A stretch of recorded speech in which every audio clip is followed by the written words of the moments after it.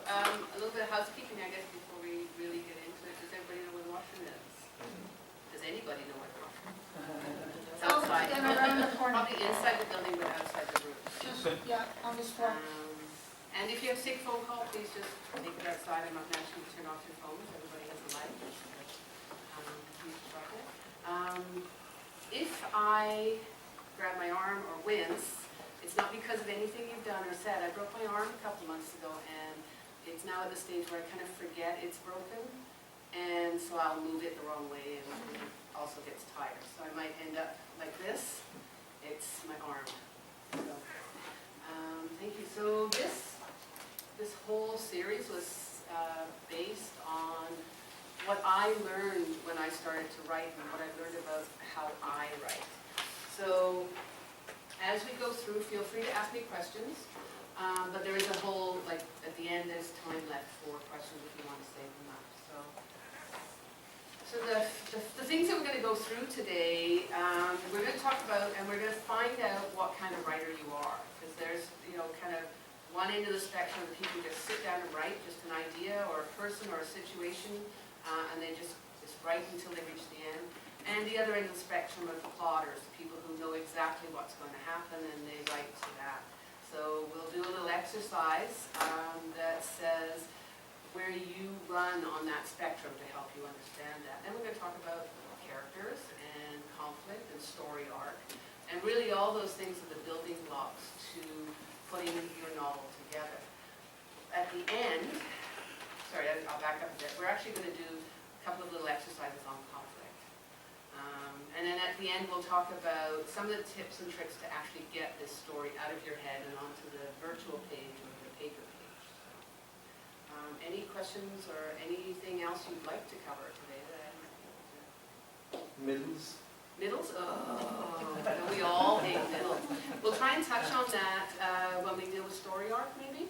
And if we don't, and then at the end, you can just bring us back to it. How's that? Anybody else? Okay. Go ahead.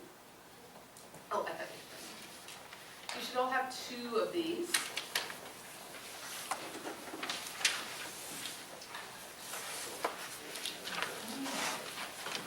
And you should all have 1 of these.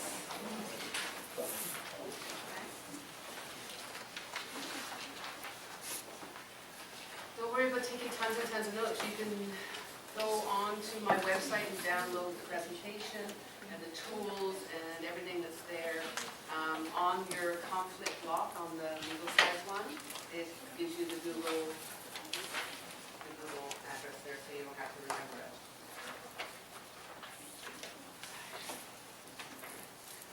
You're going to get a conflict block. You'll understand what that is later. You're going to get some character profiles. And the 3-act synopsis, I kind of explain sort of how that works, and that's one of the structures that I use a lot. Answers and thoughts. Has anybody heard this, or anybody not heard this? Okay. I have not.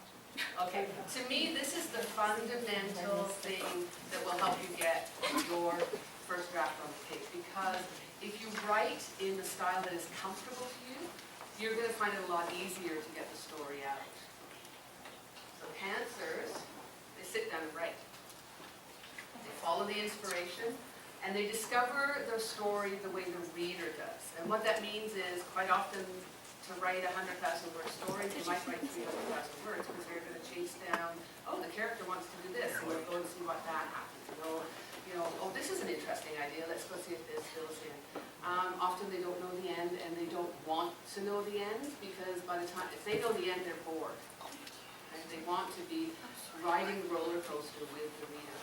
For them, the first draft is quite ramshackle usually, and the further you are towards being a pure pantser, the more ramshackle your first draft is. Then they spend a lot of time cutting and shaping and moving things around in the revision process. And then frustrated. Well, if you're a pantser, you're not, right? But at that point, you've lost the interest in the story because you know what happens. Come on. Waters. They work out the story before they write. And Some of them will work out 40-page plot outlines. Some of them will just work out 7 anchor scenes. But they need to know where the story's going. They know the end, because what they've done is they've written everything that says this is the end that has to happen. That doesn't mean they won't discover things as they write. Okay, so we'll talk a little bit about discovery writing, in that it's where you find out about your characters, your story, all the little details you can't possibly think of when you're doing an outline. So now, you're going to take a quiz. So this form here is kind of my little thing that I worked out that says, what characteristics of people who like to pants, what kind of characteristics of people like to plot? And if you go through and answer the questions, and on the back it tells you how to score it, and we'll see how the room kind of works out, how many people are more pantsers, how many people are more plotters. Okay, I'll give you 5 minutes, but I'll keep my eye on it as most people finish. I will. 10 seconds. There you go. In there. And you got the form. If you have a question, just wave at me.